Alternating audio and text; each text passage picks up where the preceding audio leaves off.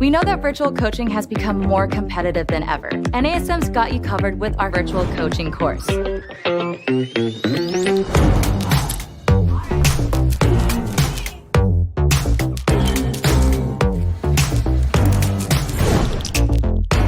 NASM's virtual coaching course provides a complete solution to help you translate your services into a successful virtual platform. This course will give you the tools to build and operate a sustainable virtual business model. The formats may be different, but you're still delivering fitness training and effective behavioral coaching. That doesn't change even if you can't be in the same physical space as your clients. The truth is, this is the way to reach more clients and expand your reach and impact. There's never been a better time to carve out your very own virtual space, and NASM is here to help. Welcome to NASM's virtual coaching.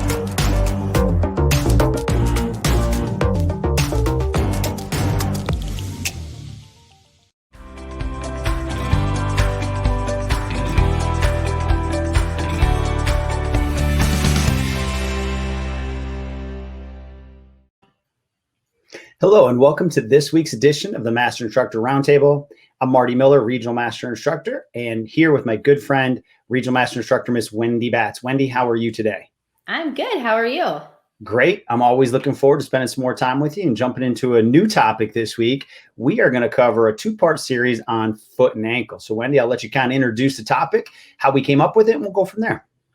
Absolutely. So, after we went through obviously the hip, and then we've talked about some of the different exercises such as the push-up and the squat, Marty and I were talking about, the area that we feel is extremely important, which is the foot and ankle complex.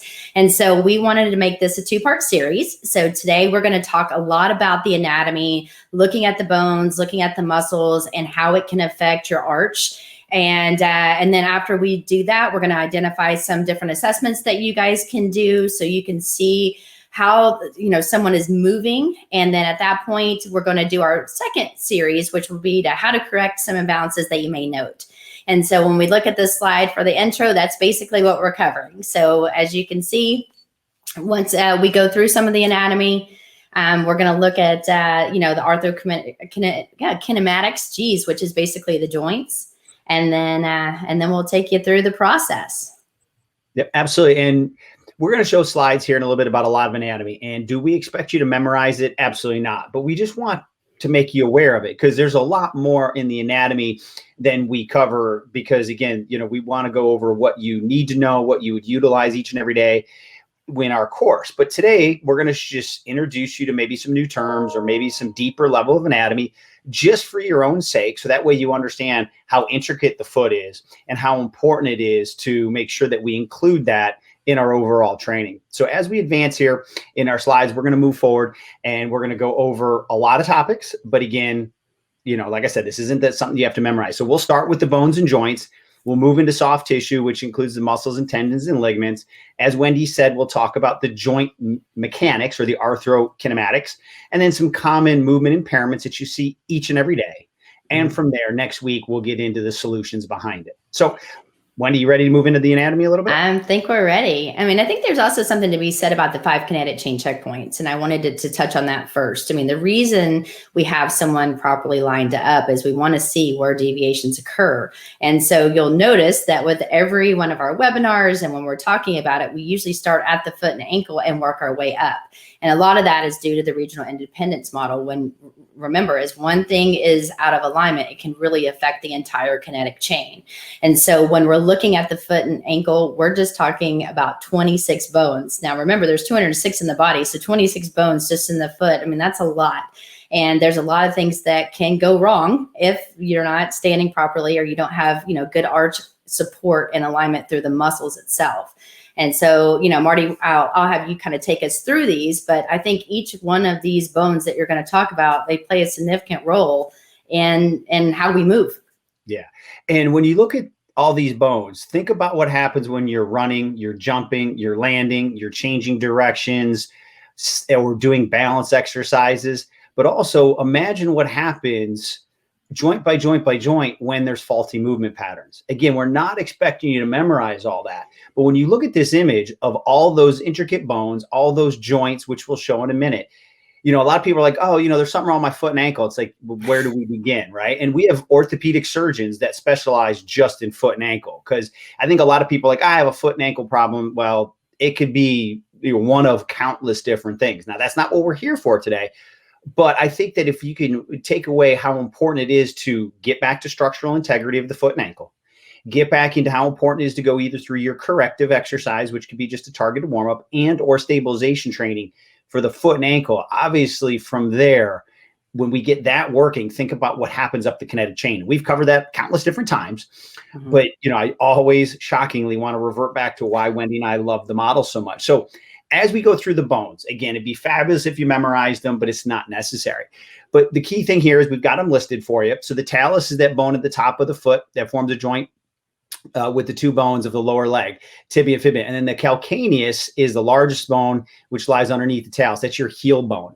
So as we go into dorsiflexion, that talus has to slide posteriorly. And a lot of people, that bone gets locked up. They can't get into dorsiflexion. So the only thing I'm going to say here is if you're foam rolling the right muscles and you're stretching properly, and they have a pinching in the front of their foot right there where that talus would be, and they're not getting better, that may be where you need to refer out. Because on occasion, a physical therapist, a chiropractor, or certain types of doctors may need to go in there and mobilize those joints, that bone, to get it to slide better, because sometimes it just gets stuck. So again, if they get a pinching sensation in the front as they go into a squat, right where that talus would meet the tibia, that might be a good sign that, hey, I'm going to do my foam rolling, I'm going to do my stretching.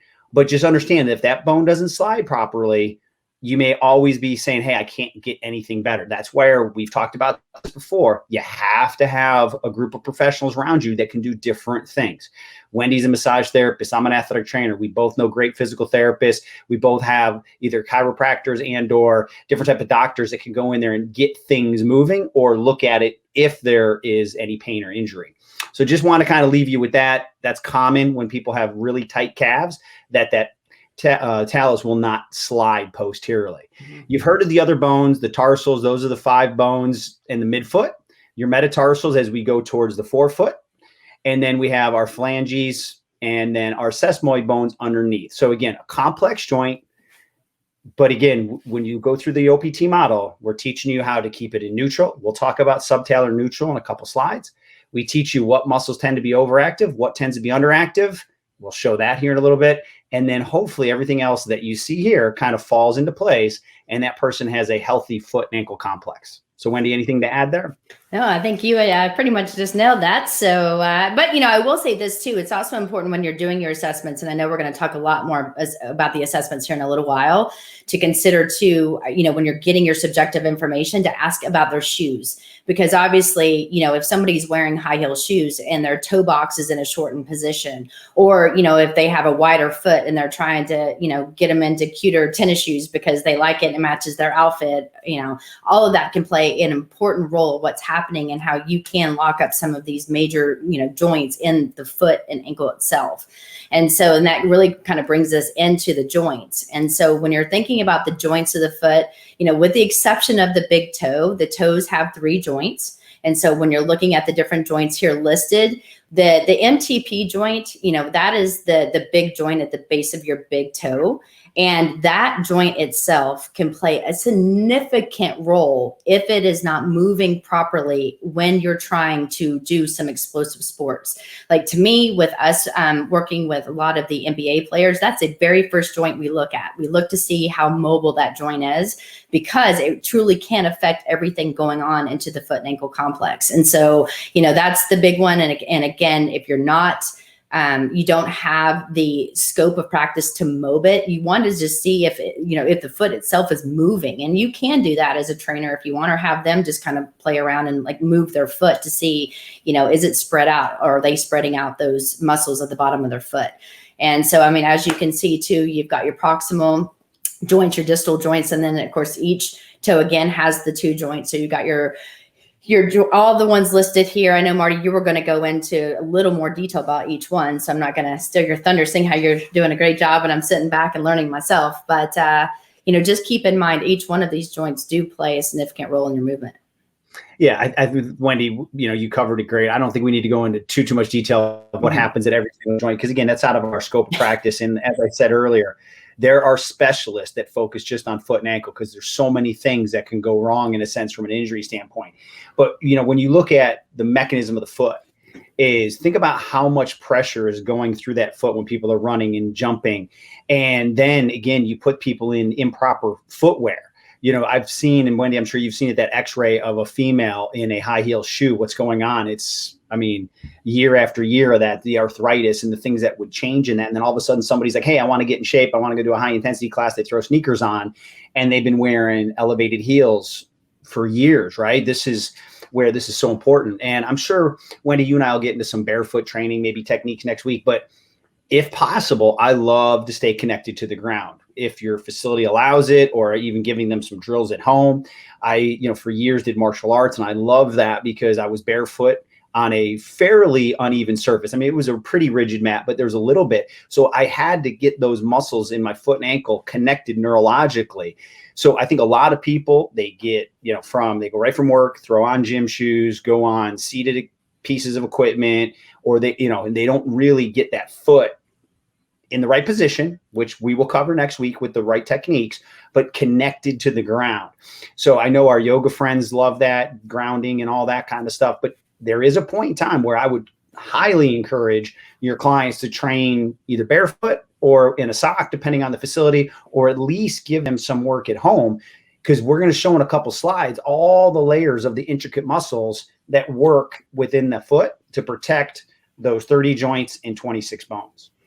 Yes. And that's going to bring us into even the next slide. And of course, what's going to move the bones are going to be the, muscles. And so now when we start talking about, the foot itself, we've got to think about the arch of the foot. So, basically the foot has 3 arches, if you will. So you've got 2 longitudinal, you've got the medial and lateral arches, and 1 anterior transverse arch. But when you're thinking about these arches, you're going to think about the bones that, they're formed by, and then you have to think about the muscles that actually support those arches.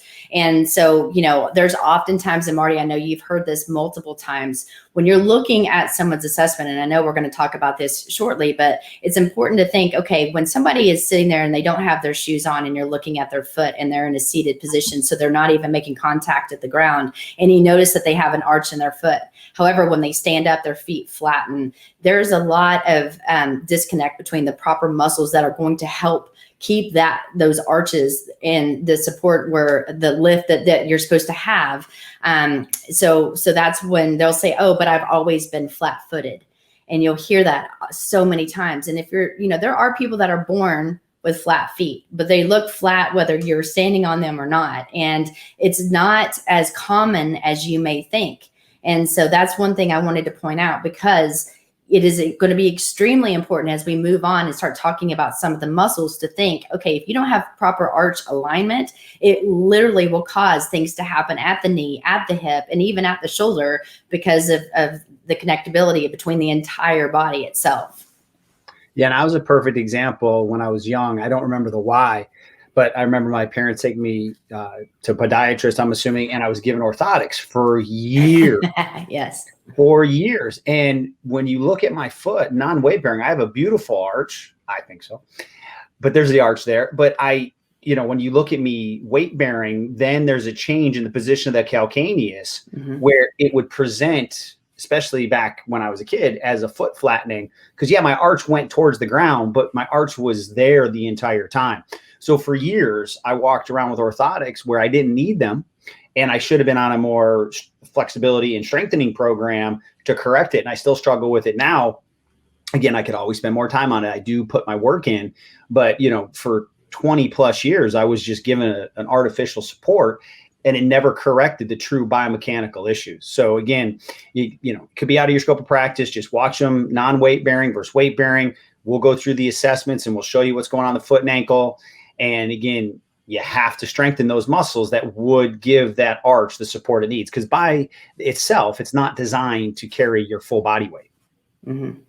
Yes. And as we go through and we start talking about the muscles, I think that's kind of when the aha moment really happens, because when you think about it, we've got inversion and eversion. So as you can see the picture, we're moving your foot in different directions. So when we're talking about inversion, it's the movement in which the inferior calcaneus, so just the heel bone. So when we talk about it, we're not trying to be technical, just think the heel bone is going to move medially or on the inside. So the bottom of the foot is actually going to face inward. And so hopefully, that picture makes sense, because you've got to think, where is the arch in relation to the heel? And then the same thing with eversion, we're talking about that. It's in which the inferior calcaneus, so again, the heel bone moves laterally. So the bottom of the foot faces outward. And so as Marty was saying, he had inversion going on, meaning his foot went inward, and that would cause, more flattening of the foot, if you will. And so, it's important to kind of think what's happening. You want it to be in a neutral position. You don't want inversion or eversion the entire time. You want to try to find that happy medium in order to have good balance within the foot. Yeah. And as an athletic trainer, one of the most injured joints is an ankle with a sprain, and the high percentage is this inversion ankle sprain, where, they twist their ankle and then they tear the ligaments on the lateral side. So again, as Wendy was saying, with what was going on with me, is as I squatted, I would go into that eversion. So you'll see the medial part of that foot would go towards the ground. So to a doctor, to somebody else, like, oh, their arch is flattening. No, it was purely eversion. We'll cover the muscles that would be overactive and underactive. But like I said, it was very easy to fix it with an orthotic, because if I was on the orthotic, it helped it. But what happens when I got off the orthotic? I was right back to having that eversion. And so I know we're going to get this question. I'm going to go ahead and answer it probably now. Is if you have a client that does have orthotics, what should you do about it? And so I'll give my answer, and then Marty, I'll kick it back to you, because what I usually do is, obviously when we're doing the overhead squat or any of the appropriate assessments per client, you have them remove their shoes, which means they're not going to be in their orthotic. And then I can see truly what's happening. I can see their foot without weight on it. I can see their foot once moved, with weight and static posture. And then what happens when we start adding some of those transitional assessments. And then I make my notes accordingly. It doesn't matter if they have orthotics or not. What I try to do at that point then is to have them remove their orthotics when they're with me, especially during the extended warm-up period. So when we're going through proper flexibility and when we're going through core balance and plyo, so I can try to work on proper alignment of the foot and ankle. And so when you're especially in balance training, if you're really trying to get those muscles to reactivate and you feel that burning sensation at the bottom of your foot, that's actually a good thing, because you're starting to wake up muscles that have not really been activating like they should. And I say this every time we talk about the arches of the foot. It seems to be okay every single time I do a leg press to try to get to, I'm going to throw up because I'm pushing so hard and not burning in my quad, because I know that's what I'm focusing on. However, if you have someone standing on one foot and they feel the bottom of their foot burning, they freak out and then they stop. So remember, you're trying to focus on very specific muscles. And so if you feel a burning sensation, that's actually a good thing, because hopefully you're working on proper arch alignment. And Marty and I will go into more detail of how to make an arch with someone that has a very flat foot. But just if you can try to train them without the orthotics, you're building up some proper movement patterns. And then if they have to wear their orthotics because that's just how, they're on their feet all day, that's fine. However, you want to try to get them off of that crutch and try to really work on that, because how many times do people wear flip-flops, walk on the floor, and all that other fun stuff? Yeah, I agree 100%. The only thing that, I've seen is I have somebody come in that has orthotics and they're willing to do the training that I'm asking them to do: single leg balance, anterior tib, posterior tib, medial gastroc. But they've been running for years. I'm absolutely at that point not going to have them run without their orthotics. Oh yeah. It's a conversation of maybe over time being able to wean them off that. But, it's common. And again, speak to their provider of, who they're working with the orthotics, et cetera. It's a dialogue, but it's a transition. And maybe they never take the orthotics out if they're running, because that's what they feel. But we're working towards improving the proper biomechanics to give them the option to. Yes. And to make sure that I'm very clear. Yes. If they have to wear their orthotics because they go out in life, they're on their feet, they're doing a specific sport, especially an explosive sport, and they need that arch support, then absolutely. However, just on that part, then I'll try to keep their shoes off if I can, and it's safe and they don't mind being barefoot at the gym. But then of course, when we get into some of the more resistance exercises, if we need to put them back on, we absolutely will. Awesome. Excellent. So, move forward here. Yes, let's get into pronation and supination. So this is actually what we really see mainly in the assessment process. And so when we're talking about pronation, as you can see here, it's the multiplanar movement of the foot and ankle complex when it's consisting of eversion, dorsiflexion, ankle abduction, and it's associated with force reduction. And then we've got supination, which is the opposite of that. And so when we're actually looking at someone and they're in movement, we're really getting a good feel of what's happening at the foot and ankle complex by looking at them in a posterior view and looking at their Achilles tendon. Because as you know, when you're barefoot, that sticks out in the back. And so you can truly see what's happening at the foot and ankle in a more clear position. And so, Marty, you want to kind of talk a little more about that? Yeah. So when we're looking at force reduction or force production, it's not a one plane of motion type of activity. So we went through what, inversion, eversion was. It is a single, it's single motion in one plane of motion, I should say. Sorry about that. But pronation and supination, it is multiplanar. So if I jump up, so I'm going to start with the picture on the right, you'll see that I have to go into plantar flexion. You'll see the three parts here of supination is the inversion, plantar flexion, ankle adduction. Now, it's not extreme, it's slight, right? It's some of all three planes of motion. And then as I'm coming down and landing properly to absorb that energy, think of the stretch reflex. I have to load that tissue. So if I want, I can then use that as a coiling effect to go back into supination for some type of jump or run, etc. So as I come down, it's going to go into eversion, dorsiflexion, and ankle abduction. But it's within that neutral position. You're not seeing extreme. So you'd have to truly look at this at slower speed to catch it. The eye, if someone's jumping and landing, is not going to see, you're not going to see that. One key thing though, is we've always talked about, if I land with my feet straight, I know I'm better off. But if I land with my feet externally rotated, then I know I'm not going to be in the proper pronation and supination. I'm not going to either produce force or reduce force properly. That's why we're so sticklers to the 5 kinetic chain checkpoints. And I think it's important. I mean, as you said, so with every movement that we do have to have pronation and supination. Like, it's part of movement, to your point, Marty, and you said it so perfectly, within neutral. And so that, so if you see someone and they stay pronated, or you notice, from the back end that their feet come in and they stay that way, think about how much longer it takes to go back into proper position and then go into, into their jump. And then again, to your point, if you can't control what's happening at the foot and ankle, and then all of a sudden you land, it's a harder landing. You're not absorbing anything through the arch of the foot. It is going to impact the knees and the hips. And so it's also going to decrease your ability on your vertical, as well as power production and everything else. And a perfect example I'll use myself is I still evert. I don't know if I'll ever correct it 100%. Don't know. And that's okay, because I'm not playing the NBA. I'm not jumping up and down, for hours a day with what I do for a living. So again, I do want to do some obviously higher power type of stuff. I want to be still explosive. I want to have all that kind of fun. But if I'm, just for a point, if I am everting on my assessment, how can I jump and land properly? There's no way, right?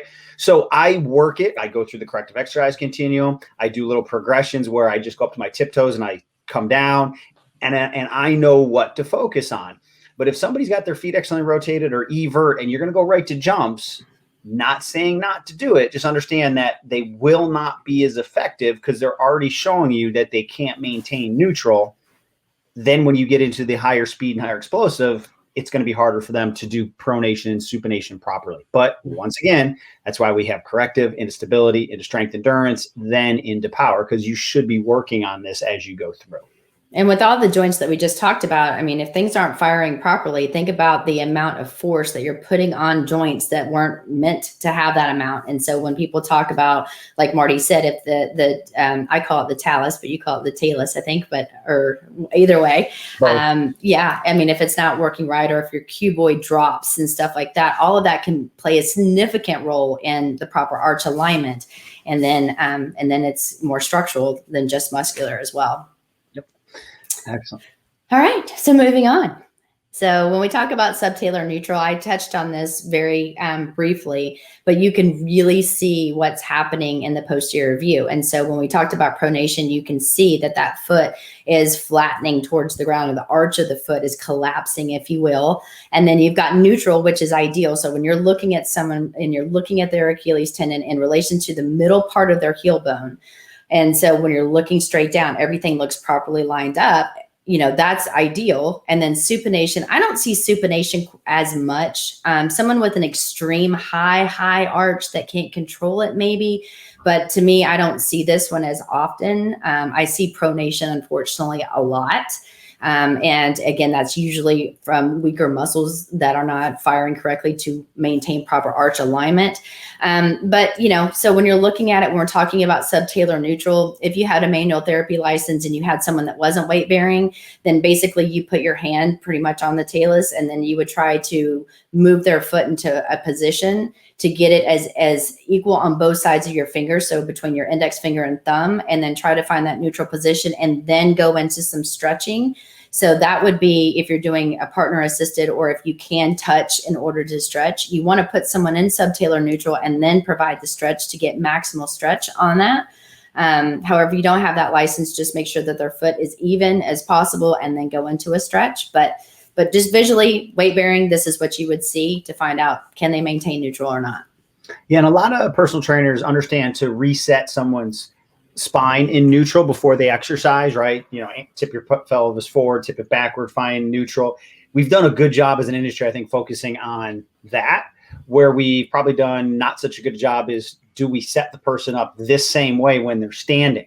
So the way I kind of teach it is, if you've got your, again, feet straight, if you got your toes and heel on the ground without moving any of your toes off the ground or your heel, I just have them rock their arch back and forth. They'll start to learn that motion. They'll see that it comes up to the knee and their hips involved, shockingly. But I tell them, come all the way down, come all the way up, find the middle. And if I should be able to slide, just a tack right underneath your arch. Now, this is for somebody that can create an arch. If it's that one person that's truly flat-footed, different story. But I would say, by and large, over 90% or more of the clients I train do have an arch. I'm just giving you a rough number in my case. So if I'm doing a single leg balance exercise, if I'm even doing standing bicep curls, like foot and ankle, hips, shoulders back, let's go. Because why would I not want that foot and ankle in that proper neutral position, regardless of the exercise they're doing? And I think this is one of the areas that totally goes by the wayside. And even when I'm doing my walking lunges, I'm focusing as I'm warming up. My first set's always going to be in that stabilization phase. I'm really focused on what happens when my foot hits the ground. Can I keep that arch in the right position? Because if I keep my arch in the right position, guess where my knee's going to be? Guess where my hip's going to be? Has a better chance. And I'm getting that accidental exercise of getting those muscles working. So if there's one takeaway from this, hopefully there's a lot, but if there's one you can put in place, go back and start with foot and ankle and get them to find neutral before any exercise they're doing standing. For sure. Well, and I say, that's fantastic, because I do that as well. But instead of just the rocking part, my clients and I as well, I'm very visual. So I always tell them that, imagine you have a grape and I'm putting it underneath the arch of your foot. And so I'm telling them at that point, when they go into pronation, their foot flattens, that they just squished my grape. And so my cueing is, hey, you're squishing the grape, and they know just to kind of lift up a little. Now, how do you teach someone how to make an arch? I mean, the easiest way is, as Marty said, it's important that all toes remain on the ground, because then at that point, you're going to dig the big toe in and kind of shift the weight out more towards the outside or the lateral part of the foot. And that will usually increase the arch position. So if someone's completely flat, it'll just be slight. However, they're going to build those muscles up. And so you just don't want to rock onto the side and your toes aren't planted. And once you do that, and then you're cueing someone, if they fall into pronation, that was what you saw in the assessment, you can always say, hey, you're squishing my arch, and they are squishing my grate, make your arch, and they visually understand what you're talking about. And so whatever cueing is going to work for you, but that arch positioning is extremely important. And so for me, I'm like, you're squishing my grate, they know. I guess I'm just mean. I would just physically put a thumbtack there. Right? I would beat them. Not saying to do that. No. You're not saying to do that. But. No. All right. Well, let's move on. So next, when we look at this, we're finally getting into the muscles. So there's 20 muscles that give the foot its shape, support, and the ability to move. And so we're going to talk about the main muscles of the foot. So of course we have the posterior tib. So that's going to support the foot's arches. So when we're going into plantar flexion and inversion, and then the anterior tibialis. So when we're talking about that allows the foot to move upward. So when we're talking about dorsiflexion and inversion.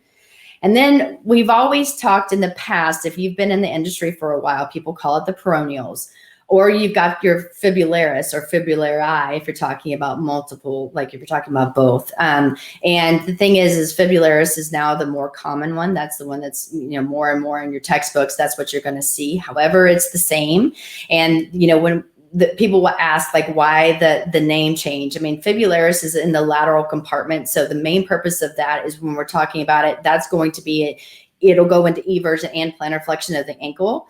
But, that one particular area, when we're talking about fibularis itself, that's going to form half of the anatomical stirrup of your arch. So when you're thinking about that, but that's why it's also important to think about the anterior tib, because that's also going to connect on the same muscles of the bottom of the foot. And that's when we think about proper balance of the arch. And that's why both of those are so, so important.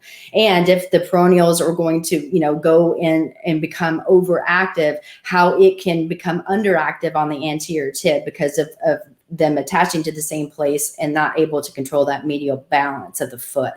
And so that one to me is extremely important. That's one that you will commonly see on the overactive and underactive side. And that's why. But then, of course, we have the extensors that are going to help raise the toes, making it possible for us to step. And then, of course, the flexors that are going to help stabilize the toes and are going to, help us with moving forward and propulsing forward. Yep. Great. Now, I think you covered everything. I just think that it's important to understand which ones to inhibit and lengthen, which we'll cover, as well as which ones need to be activated. And again, I'm always working on those posterior tips and anterior tips. It's my thing. Yes. I'm telling you, that's super important, as well as your medial gastroc, if you will. So, yeah. And then of course your glutes and everything else, but we'll get in that. I promise we will get into all of the fun stuff. So yes, when we're looking at the muscles, we're looking at the bones. Obviously, those are going to be important. And I know we're talking about the differences between intrinsic and some of the different muscles, of the foot. When we're talking about the intrinsic muscles here, they're located with the foot, and they're responsible for the fine motor actions of the foot. So Marty, do you want to talk about the muscles for the digits? Yes. So obviously we talk about the anterior tib a lot, which brings the entire foot up. It's not supposed to control the toes. So I see a lot of people as they either go into a squat, they'll see their big toe or their toes kind of wiggle, or if they're doing an anterior tib exercise, they'll see their toes kind of pull back. Well, guess what you're doing? You're compensating. And the extensor digitorum brevis and hallucis brevis, they're trying to help for a weak anterior tib. They're there to assist, but at a very small level. The anterior tib is much bigger, much more powerful into that dorsiflexion. So that's another good thing to see. If you see somebody squatting and their foot's on the ground, you see their toes wiggling, that's showing you the anterior tib's like, I need some help. Or if you have them doing the banded exercise or whatever exercise you're doing and you see their toes kind of come into it, you know that the anterior tib is trying to recruit a synergist to assist. Obviously, those muscles are there to pick your toes up off the ground. And, they're not very powerful muscles, but they will help. So a lot of times if somebody's more advanced, when I have them do an anterior tib, I actually have them try to curl their toes just a little bit. Mm-hmm. Because that would shut down these muscles. And you'd be shocked how much limited range of motion all of a sudden they get. So again, those are advanced techniques, but just kind of food for thought on how you can play around with those muscles by, if they're trying to help, have the person curl their foot a little bit as you're doing that dorsiflexion inversion. And now you're really isolating the anterior tip. And if these muscles are weak too, oftentimes some of the clients will complain that they get cramps in the bottom of their toes or the bottom of their foot. And, you know, a lot of times it's the intrinsic muscles that may be weak, or like to your point, they're trying to compensate with so many other muscles. So, you know, just remember, you know, if you need to work on the intrinsic muscles, it'll be important to, I know some things we did in physical therapy were like picking up marbles and putting them in a, you know, in like a cup with their toes. And so you're working on the little fine motor muscles. However, you're also working in the foot and ankle itself. So there's a lot of little cool tricks that you can do. And to your point, take those out doing the anterior tib. That's definitely challenging for some. I didn't want to call you out. I said some. Hey, I can be honest, but yes. The other thing, Wendy, when we put this together, I know we had talked about it. We just want to show how much is in the foot and ankle, right? We talked about the bones and the joints, but there's 4 layers of these intrinsic smaller muscles that we generally don't cover with our content with NASM, but we could have gone either way. So the 4th layer would be the deepest layer, and then 3rd, 2nd, 1st would be the closest superficial. So again, we don't care if you ever memorize these muscles, but one great way to activate them is single leg balance exercises with your foot straight and your arch in neutral. And then all these muscles are going to do what they need to do to help stabilize the joints. And then if you're running and landing and all your biomechanics are properly and you got the range of motion in your big toe and your ankle, guess what? These muscles will end up being healthier. So again, just food for thought. Understand that there's 4 layers. This is where you get that burning sensation in the bottom of your foot. These are endurance muscles. So we need to spend some time on a single leg, hang there for a while, make it slow and steady. Again, it's why the model is the way it is. So kind of like we said, we trick you into a lot of accidental exercise you don't even know you're putting in there. These are the type of muscles that you're working when you do your single leg balance exercises with those slow controlled tempos.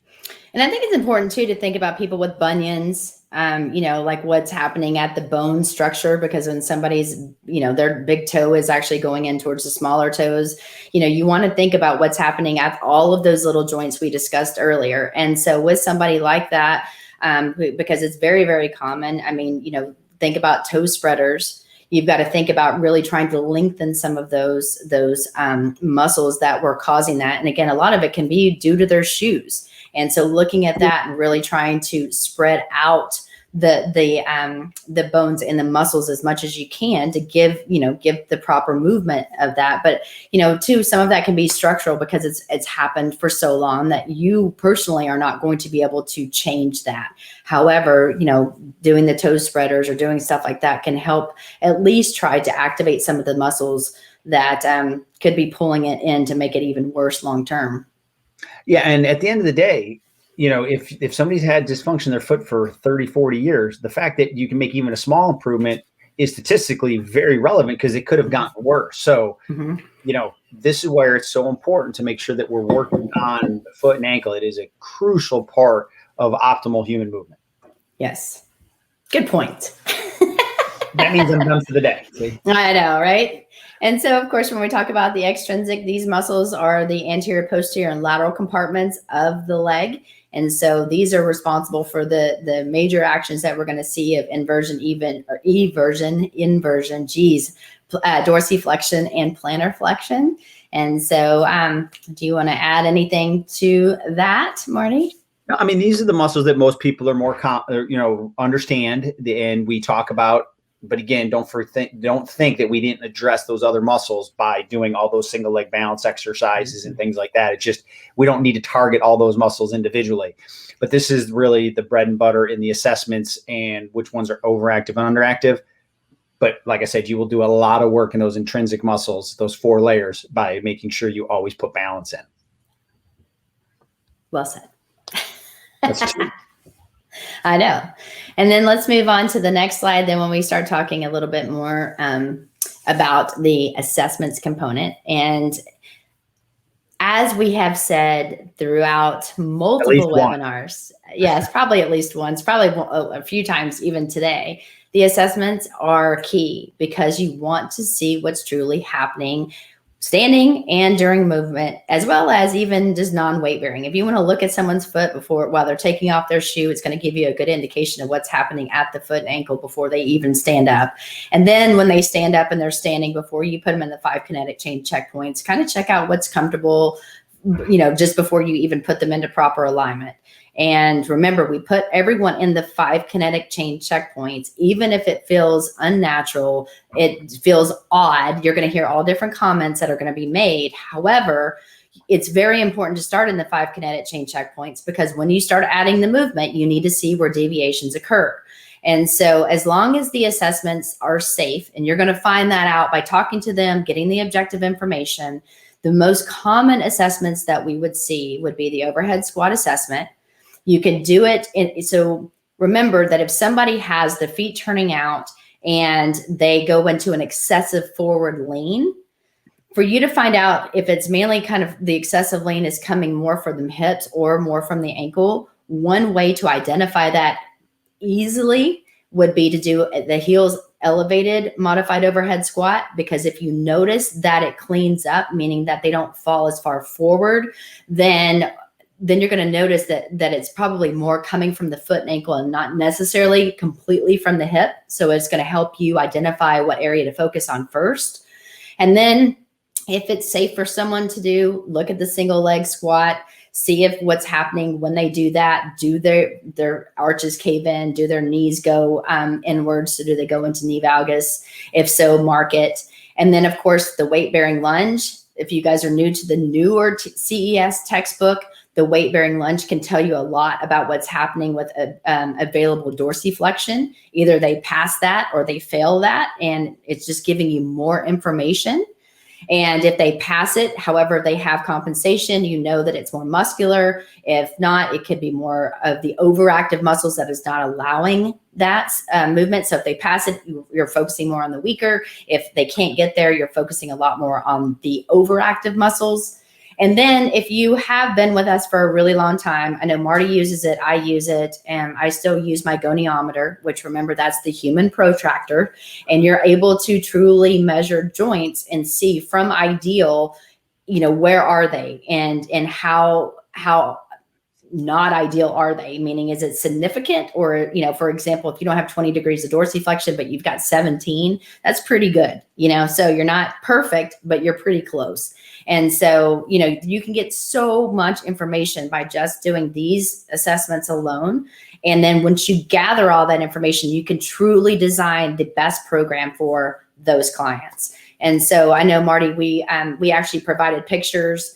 But one key point is, even if it's minimal, record it and just think at that point, you've got that solutions table. So if you're new to NASM, you're still learning a lot about anatomy, because it's a lot, print out that solutions table, because it truly will be your best friend. Without a doubt. I think you covered that fabulous. This is what we do each and every day, and that's how we decide what programs that we're going to create. Yes. And so again, we'll show you some pictures. These are not going to be something you probably have never seen before. So just our basic overhead squat. And then you can see on the last one, we just have the heels elevated. If you notice that it cleans up, and when I say that is if they have an excessive lean and you notice the lean is not as excessive, then it's because they didn't have enough dorsiflexion, and they were trying to say, look how low I can go on my squat. And then they praise you. So yeah, that's a good one. That's a big one, I think. Often overlooked. And then, of course, the single leg squat. Once again, you want to make sure it's safe. If you notice that their feet went out and they pronated, meaning the arches fell in, and they had a bunch of things happening at the knee and the hip, may not be safe for someone to perform this. Your call, your judgment. And then if we go into the mobility assessments that you're going to see next, here's just an image of someone doing the weight-bearing lunge. As you can see, their front leg is about 2 inches away from the wall. Their back foot should also remain straight. So if you notice that there's excessive external rotation, that's not ideal. So again, try to keep them in the proper 5 kinetic chain checkpoints. Move that front leg forward, and then can their knee touch the wall? Yes or no? Pass or fail? Super simple, very quick to do, good information. And then, of course, here we go, Marty. I'll let you take it from here. Yeah. So when we look at the range of motion of the first MTP joint, so you'll see the picture on the left is if you were doing a goniometer. And Wendy and I both know a story of a very famous basketball player who will go unnamed, who was working with somebody and had hip problems. And they kept treating the hip. Well, lo and behold, when somebody else got their hands on them, the opposite side, first MTP joint, had like 15 degrees, which is minimal, especially at an NBA level compared to 70. So as they landed, all the weight would shift. And this is a larger individual. So imagine the repetitiveness, all that weight shifting without them even consciously knowing. Of course, the hip's going to hurt. Clean up the first toe, go through some of the stuff we talked about. All of a sudden, guess what? That opposite hip feels better. So there's a lot of different ways you can do it. We gave you some ways to look at it with the goniometer and or in the kneeling position. So this is why lunges are important. Other kneeling hip flexor, you can sneak some of that in if it's appropriate for the person to be in these positions. But if you want to be active, and active could be just even walking a lot, you've got to get that range of motion in the first MTP joint. So this is another miss I see a lot of in fitness. People kind of go right past it. But this is very important to understand. And I've even taught some people how to do some stretching with a band just on their first MTP joint. Teach them the range of motion, not painful. And that way they're kind of working it each and every day themselves. I 100% agree with that. And this is the very first thing I do. If I have somebody, especially if they're one of our NBA guys, this is the very first joint I look at every single day that they come in to see me. Not every 4 to 6 weeks. I look at their joints every single day to make sure before they get off the table that we have done some proper corrective exercise, because to me that it is that important. Without a doubt. So again, I put it in a lot of times just in my kneeling hip flexor sequences I do. So, because I know I can get into that position comfortably, so there's a lot of different ways you can do it. And then here, dorsiflexion, that 20 degrees. So it's not, it's not a lot of motion, but you got to have that 15 to 20 degrees, because as you go with your foot on the ground, if you lock up, everything's going to go up the chain. So whether it's the foot has to turn out, whether the knee moves, the hip. So it's crucial that we have that ideal range of motion. I think if you've been with NASM for a while, I think you're pretty comfortable with how important having that ankle motion is. But now tie that with the 70 degrees of MTP and having the stability in those intrinsic muscles in the foot and arch. And now we're really cooking, where somebody can, and kind of, I'll pause in the sense that everyone wants to work harder, burn more calories and do things. But if your foot and ankle is not working, and you've got bad biomechanics at the foot and ankle, good luck trying to run. Good luck trying to jump. Good luck trying to do high intensity. Good luck trying to do any of those things without having some discomfort at some point. So to me, getting that healthy foot and ankle, and then obviously we talk about neutral spine all the time. If you can get those moving, it opens up the future for this individual on what they can do from a fitness standpoint. But we've got to get that going before they do too much intensity, because this is where people end up, I just don't feel good, I'm always sore, things hurt. Well, yeah, you're driving a car that's out of alignment. It's not going to be good. So that's why we focus so much. And we thought that this would be a good 2-part series just to kind of refresh, throw some new stuff in, and make sure that everyone knows how to have a good program for this. And if you don't have a goniometer, that's totally fine, because again, we have provided different mobility assessments that you can do if you're not comfortable. Because guys, if you've never used the goniometer, there are a ton of different muscles, and you have to be very, very specific in your placement. It does give you really good information, but these other types of mobility assessments that, visually, if you're looking at, do they get to a certain position, whether it's in their torso, their ankle, their knee, whatever it is, you can design a very well-rounded program. And so don't think that we're just throwing in the goni to say, hey, we can do it, because we're not saying that. We're saying if you do have the skills to use a goniometer, it's fantastic information to have, and this is what you want to look at. If not, we've provided some other alternatives for those of you guys that don't have it and don't know how to use it. But at the end of the day, Marty and I are going to spend a ton of time really focusing. I say a ton of time. We're going to spend another webinar with you guys on how to correct these imbalances that you may see. And as you can see, this is just one picture we threw in there. So you can see just how complex the entire area that we're talking about, not just even the small areas that we discussed with the intrinsic muscles. You'll notice those aren't in there. But when this is more looking at the lateral compartments and the different, the way that the muscles themselves all interconnect with one another. And so we're going to literally help you design programs, what to roll, what to stretch, how to activate certain muscles to increase range of motion in certain joints in certain areas. And so I'm hoping that you guys will tune in, because I really believe that next week, if this is all kind of new to you, I'm hoping that you'll really enjoy it. 100%. I'm excited to put it together for next week. Yeah. So our key takeaways, we don't have assessments as first. However, you're going to notice they're still in there. But they're always there. I know the multiple joints and muscles make up the foot and ankle complex, as we just discussed. 26 bones. You've got 20 to 30 muscles, depending on if you're looking at the lateral, the different compartments. And then you've got the assessments. As we talked about, you're choosing what's going to be most beneficial for you to gather the information that you need. But very important that even if it's minimal, as your clients get tired, you're going to see those more and more. And so it's important to recognize, even if it's slight, that you want to start correcting that. So therefore, you don't have those problems later. And we will go over even more areas to work on to help correct some of the faulty movement patterns that you're going to see. Yep, absolutely. And I'm even spending more time on my own foot and ankle, because again, I want to be able to do these explosive movements and run and jump, etc. So I got a program for it. Oh, and I love just to take my foot and just kind of like spread them apart. Like we learned how to do that in massage therapy, and you can do it to yourself. Don't do it to your clients because it kind of feels kind of creepy, especially if you don't have a license to do that. But it can feel really good to just kind of spread out those muscles that sometimes we just totally neglect. Without a doubt. Awesome. Yes. We give our contact information. I think we should. So if you guys want to reach out to me directly, you can email me as always at wendy.bats@nasm.org, or you can find me on Instagram at wendy.bats13. And my information is right there, marty.miller@nasm.org, and then Instagram, dr.martymiller72. So Wendy, thanks for working with me to put this together. I think it was some great information. Looking forward to the feedback and looking forward to next week. Me too. Thanks, everyone.